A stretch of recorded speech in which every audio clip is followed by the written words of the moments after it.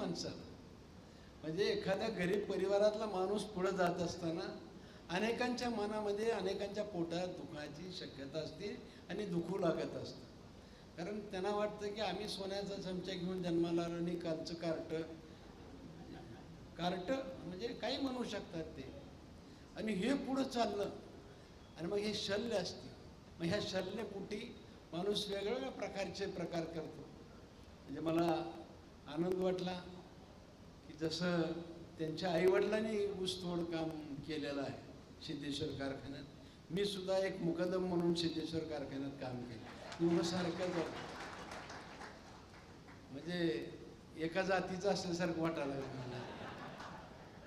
आणि मला असं वाटतं की आपल्या कर्तृत्वानं, नशिबानं आणि सर्वात महत्त्वाचं आमच्या पाठीशी जे आहे, रामभाऊ असतील, मी असेल किंवा अनेक कार्यक्रम